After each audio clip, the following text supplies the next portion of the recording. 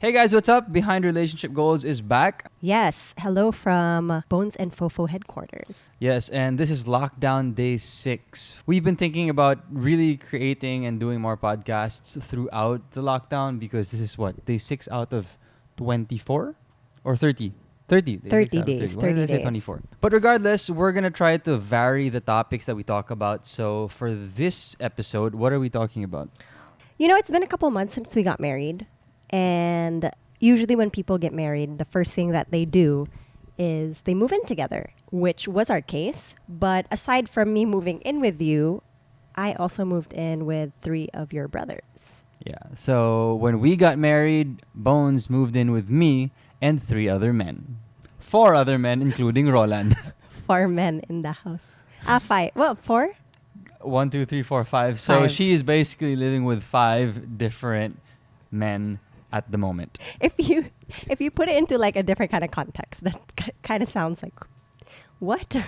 Oh yeah, no, it Yeah. sounds weird. It definitely sounds weird. The expectation is that as a couple, you have your honeymoon phase. It's just You have time alone. It's just husband and wife. But in our case, it's a special case. It's a very different one, and I think it's something that's very intriguing, especially to those who are watching the podcast now. This is, I think, the first time that most of them are finding out that this is your living situation. Yeah. It's pretty interesting. I know some friends that when they get married, they live with the parents of one side.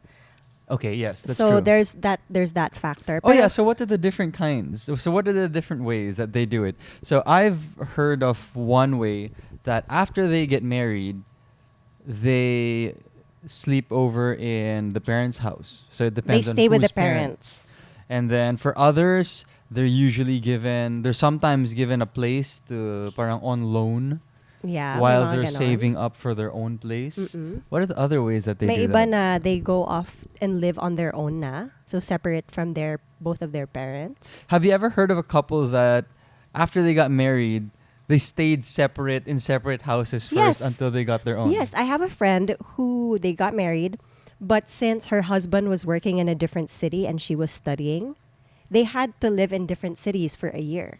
Oh wow. For the first year of their marriage, they were living apart. And even when she got pregnant, they were still living apart. So how did she get pregnant if they were living apart? syempre, they would see each other from Ah. time to time. But for the first 1.5 years of their marriage, they were apart. And when they first had a baby, dun pa lang talaga sila nagsama.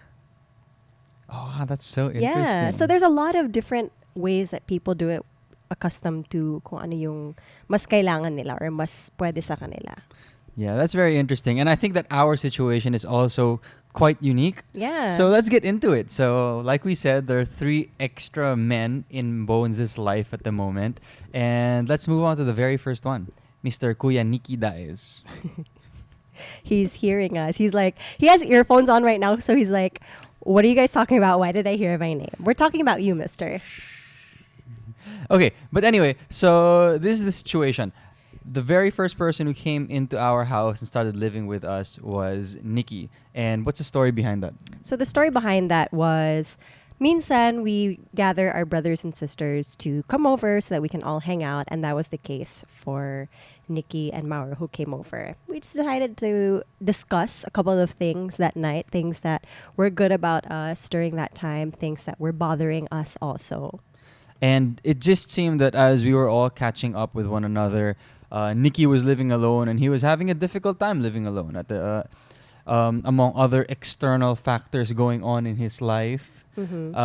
So we decided as a family, as brothers, that hey, you know what? I think it might be a better situation if you just live with us in the meantime. Yes. Like it's a safe space where there are people who love you. And care about you. You have family, so you have an immediate support system, and in that place you can just deal with your issues slowly. And with the people that care about you rather than dealing with it alone. So what was supposedly just a night out for some coffee, maybe a couple of drinks and some food, turned into a discussion into how Nikki was actually going to move into our place. And he moved in that very night. Yeah, we told him, basta dito ka na muna tonight and then tomorrow we'll discuss everything. Okay, so that is male number 1. And actually, you know what? I think there's a chance to do this. I would like to invite male number 1, who is shirtless at the moment. Pakita mo na yung abs mo, dude, bro. Come here. This is Kuya Sneaky Daez. You can say hi. Sneaky Minaj. Hi. Ang short naman. Give us a one-liner about yourself. There's still cookies in my mouth. Hi, I'm Nikki. There's still And there you cookies in my go. That's Nikki Daez. He has cookies in his mouth. Thanks, man. Okay. He was very conscious. He didn't want his fat to be shown. Okay, but at any rate, I'm really enjoying this podcast because it's a sneak peek into our daily lives. Yeah. And we have some guests. I really like this podcast at the moment because it's a sneak peek into our daily lives and we have people to show actually. So it's Yeah. new. It's something refreshing. So I hope you enjoy it. As we go through the list of my brothers who are living with us, I'll pull them out and show them in cam. All right. So after Nikki moved in with us, of course, we all got together again as usual. And Sandro found out that Nikki was living with us. And he actually, iba yung story niya eh. Yes. So just to give you a background, Nikki is 34 years old and Sandro was born 1991. That makes him 20. That makes him 28 years old. And as we told him about the situation that Nikki moved in, Sandro was in a different point of his life. So Sandro was applying for different jobs and eventually he got one. And it was so close to where we were living. Yeah. And it just made sense. He was wondering and he put it out there, hey, maybe I can live with you guys. Yeah, because he wanted to reach a point where he could have enough savings and he would be able to save on traveling, yung pag-commute niya, because ang lapit nga natin dun sa office niya. He would also save on a lot of time because coming from QC to Pasig, that's a very long commute during rush hours. That's maybe like 2-3 hours out of your life. So he saves on time, he saves on money. And I told him, yeah, you know what? I don't see why we can't do that. We have a place that can accommodate Nikki and himself. So we said, yeah, let's go. So Sandro went on board and he is now part of the household. All right, and this is our other brother, Sandro. What's up? Chef Sandro, so he's the cook in the house. Katsudon master. And now, last but not the very least, we have our next housemate, We have Mr. Roro Daez, si Mauro. Mauro, and he is a year older than Sandro, born 1990. So that Mauro makes is him, my age. oh, that makes him 29. Yeah. Yeah. 29. He magta-30 pa lang siya. Oh yeah. So where our difference is months. But Bones is 30 years old already. Okay, you had to put the emphasis on that, Yep. didn't you? Okay.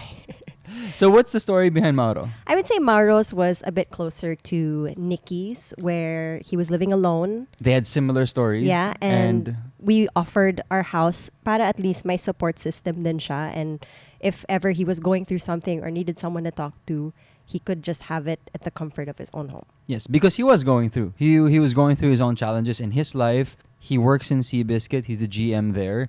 And there's a lot of stress coming from different places of his life. And he said, and we decided that, hey, I think this kind of living situation will benefit you. It allows him to deal with all his concerns and issues in his life in a safer and more balanced manner. Yeah. So that's what we're doing. This is the third person to join the group in the condo. This is Roro, aka Mauro Daez. Don't call me Roro. FYI, Mauro is Roro, Sandro is Dodo, and Nikki is Iki. Sneaky Nikki. Now we come to lockdown day 6. All 5 of us are living together along Yes, with Sel, Sel and Meng. Roland, Soba, and Salem.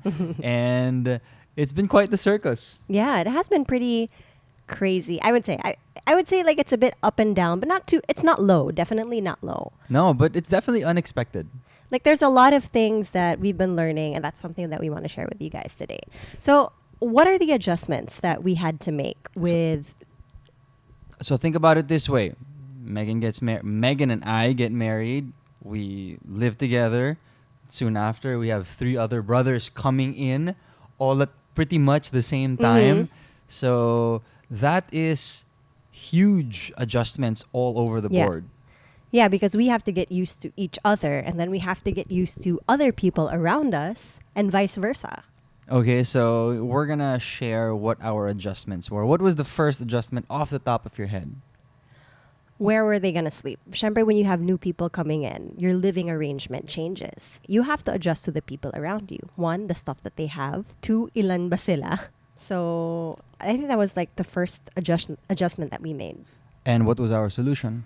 Well, since we have 3 bedrooms in this house, we decided to give them the biggest room kasi tatlo nga naman sila and they have a lot more stuff. So we decided we'd give them the master bedroom. We live in a 3-bedroom condo. There's a master bedroom and then there are 2 other smaller rooms. But Megan and I, we don't really require much and we don't have a lot of stuff. So it just made sense that we get into a smaller room. Yeah. And we give up the master's bedroom for my other 3 brothers. Now, this is actually an issue for some people.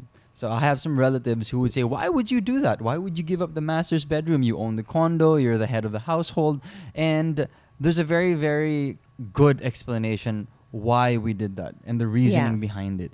And that is, I wanted my brothers to come in and I didn't want them to look at me and Megan being the head of the household. Even for Meng and Sel, I wanted everybody to feel like co-owners and co-heads of the household. Yeah. Because that makes us all feel responsible. I also don't want there to be a hierarchy just because of the size of the rooms. Yeah. I find that really That's weird. so dumb, I mean, in a honestly. practical sense, the biggest room goes to the biggest group of people. And there are 3. Yeah. Meng and Sel are 2, you and I are 2. So we get the smaller rooms. Yeah. It just practically makes sense. And if you're going to put more meaning and more labels and hierarchy into the size of the rooms, It adds tension. it adds more tension, it adds more stress, and it just I find it unnecessary. Yeah. And I find that there are obstacles to communicating and living a happy life, I'd say. I think it's been working out so far for all of us. We don't have any bed frames. I think that's something that people also find pretty weird na lahat ng mattress natin sa floor. Like, I would get comments na parang, oh, ang humble mo naman, bakit wala kang bed frame? And then, in my head, I was like, I don't really need one. And I like it on the floor. I like it on the floor because it's, I don't know, like, I don't have I won't hit my foot on, like, some wood or something. Here's the funny thing. Of all the people who live here, the 2 people who actually have bed frames is Meng and Sel because they have a double-decker bed. Sila lang, yung may bed frame. But everyone else is like Japanese style on the floor. Yeah. It's just the mattress. Because for me, it's a space saver. yeah. Like, rooms feel very cramped when you have bed frames. Mm-hmm. So I like the vibe. I think like it's the pretty vibe. cute too because if you look at the boys' room, they all have like their own mattresses on the floor. So para tayo nagka-camping. No, exactly. No, I agree. It's like we're Yeah. camping. And it might be an opportune time for us to make a home tour on the vlog since I'm not doing anything at the moment. Yeah, we're just at home, so we might as well make the most out of our time. Now, we did have rules that we set once everybody moved in. And I think rules are always important to have because, one, like you said, my discipline. Everyone starts to have discipline and responsibility for the space. And I thought that was important, especially with very different personalities coming into the household. Before we get to the rules, I think it's important to share the goal of why they're here. I mean, yes, they all have their own life issues to work out. We want to make life a bit easier for them. And logistically, this is a good place for them to be in. We wanted to give my brothers a chance to save. And with living together, there is strength in numbers. We are able to divide costs of electricity, Yes. food. We're able to help each other out with, I guess, various kinds of work. Mm-hmm. Just because there are more people around, there are more hands on deck. So what we want to happen is we are more than the sum of our parts. Yeah. And because of that, that allows you supposedly, you know, in theory, to save up and to better prepare yourself for the future. So that's what we're all doing together as a family. Yeah. And I think we're also here to support each other in the sense na our main goal is always to come out a better person tomorrow than we were yesterday. And we're constantly improving on that. You and I both are always improving on that. And it's also something that Nikki, Sandro, and Mauro are also working at every day. And it's something that you actually can't, that's very difficult. It's actually something that's very difficult to do when you're living alone because you have nobody talking to you, conversing with you. Nobody calling you out. Nobody giving you feedback. And here at home, it's been Megan and I's habit to have meetings, maybe weekly. Even before they moved in. Oh, yes, several times a month. Even during the time that we weren't living together, we would have financial meetings and be completely open about our finances, our goals, our fears, and not just financially, but just in terms of life. So if there are things we're going through Emotionally na rin. emotionally. So I think that this is the time that me and my brothers, along with Megan, have been the most open as a group. Yeah. And I think that helps because you have sounding boards, you have different opinions, and slowly, it's not instant, but surely, you process things and you try to get better. And it's pretty interesting because I'm learning new things about Mikael and his family every day. And one of the things that I learned about you guys when everyone else moved in is I didn't realize that you all didn't know a lot about each other growing up. Yes. Like you were somewhat close to one person and another person.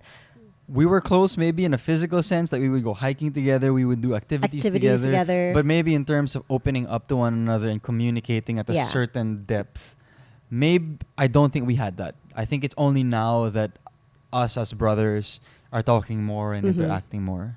Which is great, honestly. I think this is a great time for you guys to really get to know each other more. All right. So now we go back to the rules. What rules did we have for them? Okay. So or what rules do we have for them? So the rules that we enforced in the condo go for everyone here. Hindi lang naman para sa kanila yon. Para din naman sa amin to. And one of them was that you couldn't bring friends over to the condo. The reason why we did that is because we rarely have friends over in the condo. And the mere fact that we're pretty much at the limit of how many people this condo can accommodate, we just didn't want people coming in and out. Yeah. We wanted them to focus on themselves and focus on work. And if ever they needed someone to relate to, they can relate to the other people who live with us here. Yeah, kasi may mga ibang places naman dito sa condo na you could hang out. I mean, you have like the common areas when we could still use the common areas to bring friends over. Another rule that we had, limiting sleepovers. So some of them have their significant others, and it's important for them to see each other. Maybe they go out, spend the night together, or go abroad or travel, and that's okay. But I don't want them to use this place as a halfway house. I want them to make our condo a home. Yeah. And for it to be a home, you actually have to be here and stay here most of the time. Yeah, it's not like, oh, I'll stay here when it's convenient. No, you have a responsibility to this house. Yeah. And I go back to what I said, where everyone here is a co-owner. Because if you stay here as if you're a tenant, you'll treat it as if you are a tenant. Yeah. So I think that was a very important rule for us. And then the next one was, you mentioned this earlier, everyone has to save and everyone needs to be able to reach a goal. Yeah, because as Megan said, the goal here is basically to slowly become a better person every day in all aspects of your life, and we help each other out. Because since day one, I think that's a goal that Megan and I have had since we've gotten together. Yes. So we wanted to share that mindset to everyone here. And it's just a nice feeling when you're able to see progress as a group and individually, and for people to be able to call you out and say, hey, good job, man. Yeah, and going back to the saving part, all of us have goals that we want to meet. All of us have things that we want to buy or things that we want to spend on, or even things that we want to save up for because we know that it's going to be useful for our daily lives. And that's one of the reasons why we make it so important for them to save, is so that when that time comes that they can purchase it, they won't have to make utang, hindi nila kailangan mag-scramble just in case an emergency happens. And there's always that safety net that they have because they worked hard in saving that money and not spending it on just blowing it off on something. I have another one. One huge advantage of living with a big group of independent and motivated individuals is that you learn from one another. So everyone has their own experiences. And because we're sharing these experiences and talking more, like if I go through a problem and I share it with them, there's a higher chance that they'll be able to avoid that same problem in their own lives. Yeah. So we learn from one another. Whereas if you lived alone, you would have to make a mistake first before you learn realize. from it. This way, you actually learn from each other and say, oh, you made that mistake. Maybe down the line, I'll be more conscious of it and not make a mistake. Yeah. Diba? So I think I've seen that working already. We've been together for 3 months? Yeah. So that's a huge advantage, I would say. The next one was that they had to provide for their own food, like their own everyday food. They had to do their own laundry. Tama ba? And they had to clean up after themselves. Yeah, well, basically, like I said, they act as co-owners. At first, we were trying to be very meticulous about what we think they should do, but the thing is, if you act like a co-owner and think like a co-owner, then it should come naturally. Yeah, we wanted everyone, in even this applied to Mikael and I na, we all had to clean up after ourselves more consciously. Kasi syempre, may kasama nga kami sa bahay na dalawa. But we didn't want the burden, like we didn't want to put so much burden on them na sila lahat gagawa, like all the laundry or like cleaning up all the dishes. So our rules now is after you eat, you wash your own dishes. Like don't leave it hanging around there for Sinacel and Mang to wash because they have other things that they need to like focus on. Okay, so yeah, those are some of the rules. Now I have a question for you. Even though you've known my brothers for a long time, we've been together for 10 years, Mang, Sel, and Roland, you've also known for an extremely long time. But living with all of them and living with 3 extra men, which has never happened in your life. No, it's never happened. How does it feel and was it awkward? Or what are the awkward moments? I think like the first thing that made me feel awkward was like when you're in a house full of men, like I felt like I had to wear a bra constantly because I would get conscious That makes sense. about my bubelia. So I've been very conscious about things like that because I don't want I wear loose t-shirts all the time. I don't want them like falling down like when I'm going to pick up something and someone sees something they don't want to see.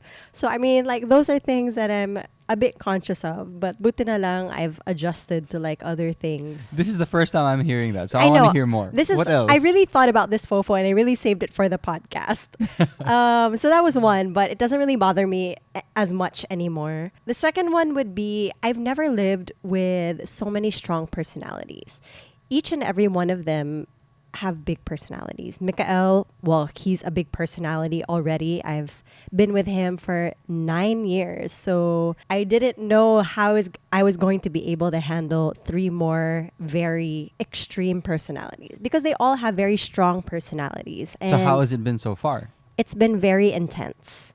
Like sometimes I'm just Give an example. Like it's intense in a way na sometimes I don't understand where you guys are coming from, but I have to like sit down and really think about it. That's why I talk to you sometimes about, bakit ganun sila mag-isip? Or bakit ganito yung ginawa nila? Oh, okay, so let me give them an example. So when we meet, which happens maybe weekly, several times in a month, we talk about opinions, what each other are feeling, and there are times when all our opinions are contradicting.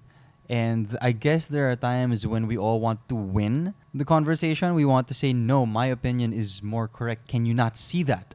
Because you're also like that, Fofo. Yeah, there's a certain characteristic to that. And I would come in and say, no, this is my opinion. Listen to me. And then it would happen 3 more times. Yeah. Because I have 3 other brothers here. So I think that's very shocking to It's very Megan. overwhelming sometimes. Definitely. But it's nice for Megan to see that because eventually when it gets to her, I think she is able to reel us in because the way she attacks a conversation and an issue and the way she delivers her opinion is just very different and softer. It's great living with family. Like that's one thing that I love. I lived with Victor and Lauren for a while and that was good. We had our ups and downs, but I think it drew us closer together. But of course, with the good, there are always struggles that you need to go through for it to actually become better, diba? So there have been struggles for us already, even though we've only lived with each other for 3 months. And I think one of them was we had to tell everyone to not talk about work at home because the tensions rise. Yeah, so the thing is, Nikki owns the company that Mauro is the general manager of, but Nikki is no longer active. And the way they communicate with each other when it comes to work is not ideal. So they have to learn to communicate better. However, maybe the condo or maybe the home is not the place for them to do that. Yeah. And that's something we realized. So that was one struggle that we went through. That was one struggle. Another struggle was that most of them were used to individual styles of living. Yes. So it just wouldn't consciously or normally or instinctively it wouldn't instinctively come to them to do things for others. So we would have to remind them, hey, if you're the last person to go to bed, then maybe you could clean up a little bit by the table Yeah. or wash a bit of the dishes if there are. Mhm. Or when you take out some food or use a particular part of the house, you need to remember that after someone else might use it. So Yes. you need to clean up after Being yourself. more mindful about the people around So you.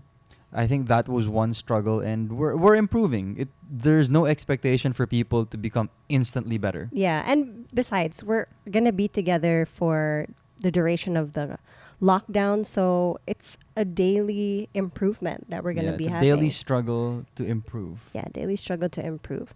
But there have been good things happening around the condo. One good thing that really sticks with me is that Sandro loves cooking and that he always wants to improve his cooking and share that with the family. So he has been cooking for the whole family since he got here. At first, he was like, hey, every Sunday I'll try cooking. I'll go to the grocery and start cooking. He just looks at YouTube videos and tries to copy it. Mhm. And I have to say, he made possibly the best chicken katsudon I've ever had. Oh, yeah. The best pork katsudon was in Zuicho in Tokyo. But the best chicken katsudon is actually from Sandro. Like to the point that I would text some of my friends, hey, dude, my brother's chicken katsudon is absolutely amazing. Bomb.com. And another benefit that we've had since living together is actually, I'm surprised we haven't talked about her, Soba. Yes. You know, because Nikki is actually afraid of dogs. Afraid siya, diba? Super afraid. Yeah. He would not even pet a dog. He says he hates how dogs feel. He hates how animals feel. That is until Soba came into our lives. And Yeah. I told him that once Soba comes into our lives, everybody has to take care of him. And the very, very first Her. time... Her. I'm sorry, Soba.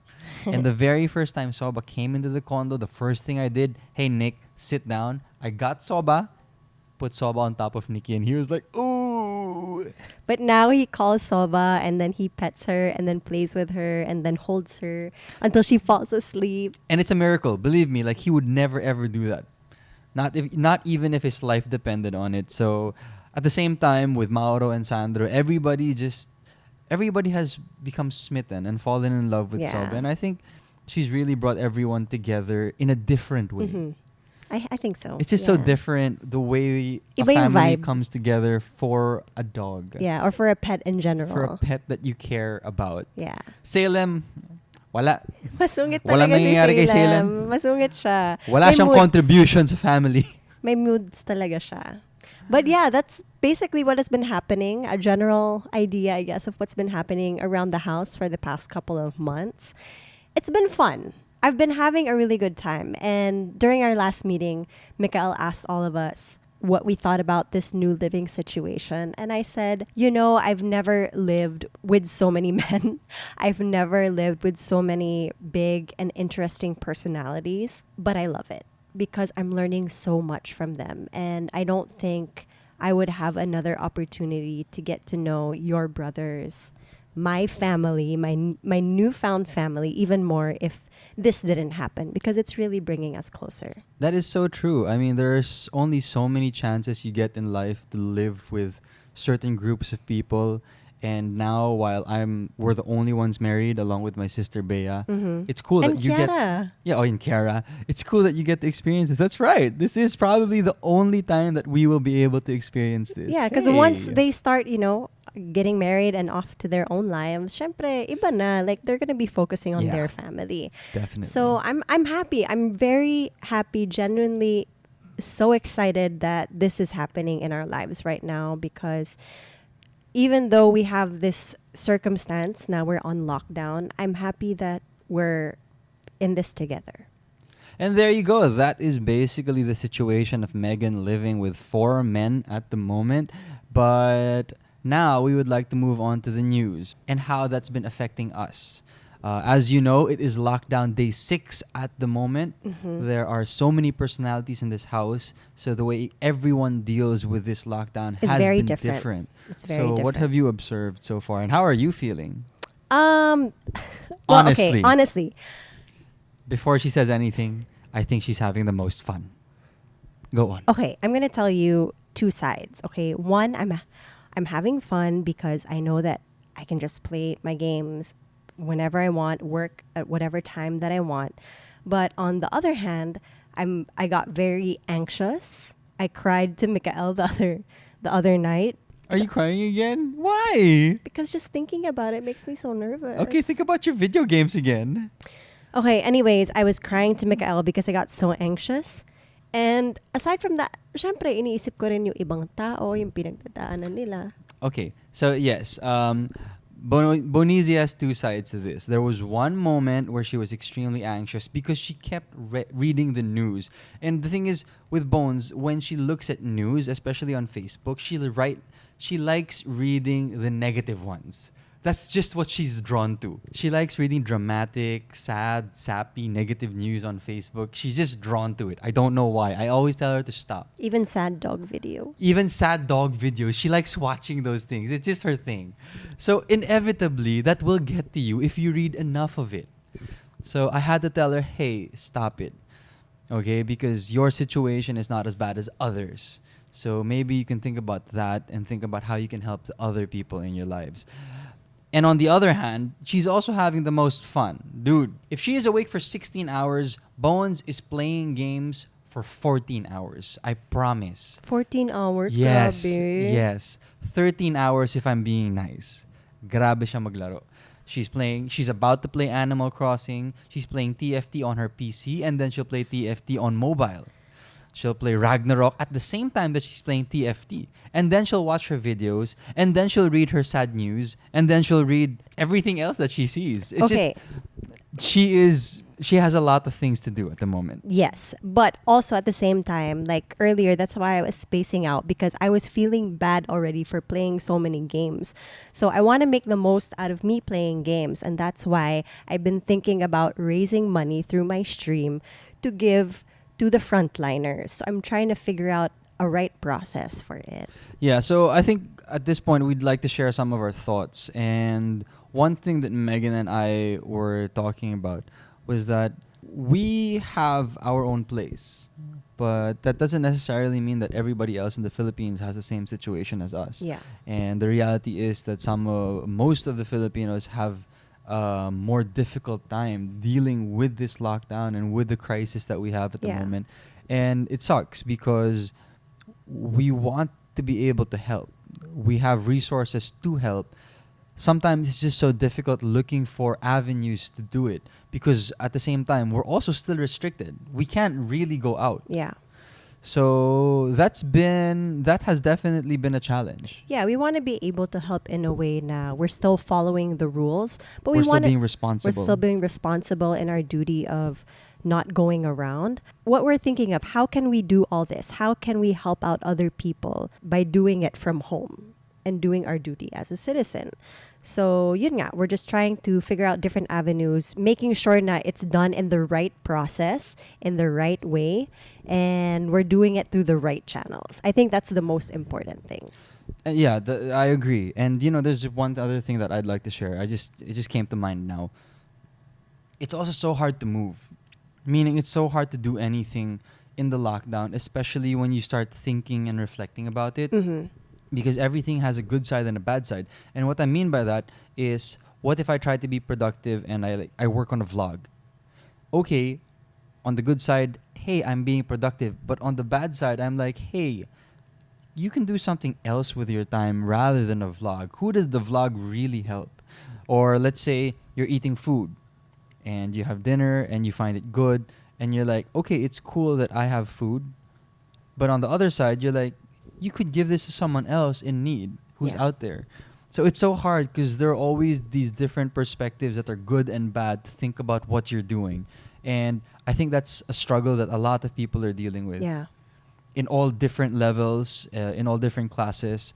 And that's just the strain that this whole situation is putting on everybody. I don't think anybody is exempt from that. Mm-mm. It's just something I wanted to share because I'm sure other people are thinking about that or are feeling that. Maybe they're just not voicing it out. Yeah. But I think that everybody in this house, in this condo, has felt that in certain times. Yeah. It's not something you think about 24/7, but definitely when you're more reflective, it's a struggle that comes to mind. aside from our thoughts and the lockdown, I think people here are reacting very differently to it. Some are feeling cabin fever. They feel the need to go out. Yeah. We're just lucky that we have a balcony out here, Where we can which get does fresh help. air. So, swerte na lang tayo na may ganun But tayo. these are shared problems. I'm sure we're not the only ones feeling this. Some of them feel like they want to run around a bit more, exercise Yeah. in the outdoors, which is a completely different feeling. Others might feel the need to socialize beyond texting or messaging digitally. So many feelings. What else have you noticed? Oh, one thing that I've also noticed is that there are a lot of chain messages going around on messaging apps like Facebook, Twitter, Instagram, even like infographics. One thing that I can really tell people is make sure you know that legit yung source nyo bago nyo i-share, because that's one of the scariest things that could happen is you share misinformation, especially if you're sharing yung mga fundraising, make sure na legit yung account na i-share nyo. Baka mamaya scammer yung ma-sharean nyo ng number. Kanina, I saw on Twitter that Maine Mendoza is raising money for people that have day-to-day jobs. Okay. And somebody was like, I support Maine and this is the GCash number. And it wasn't the GCash number that she put out on her website. Oh, wow. And she called him out. She was like, do not believe this person. This is a fraud. This is the only number that I have for the fundraising. And this is the only place you should send it to. So please be very, very careful about where you send donations. Make sure na legit and you check your sources. But here's the thing, it's so difficult. How do you weed out the noise? And that's the problem with this, with all the chain messages and all these different channels which you can supposedly help. It's so difficult to vet if it's legitimate or not. And even with the chain messages, I have, just like everyone else, you have different Viber groups for your different work groups, for maybe your basketball groups, your cousins, your family, your various friends from different schools, different batches. So you're getting chain messages in all these groups, and you can't even tell if these are rumors, if these are verified, if they're legitimate, and it really is a headache for me, at least. And it because causes a lot of it's stress to creating people. a lot of stress Anxiety. and unnecessary anxiety. Exactly. I think it's a challenge for the government, for those who are in position to really disseminate legitimate information. I think that as a group, as a society, the social media age is very new, but we need to figure out a way to disseminate information properly and to most people, because I think there are places. Obviously, there are places.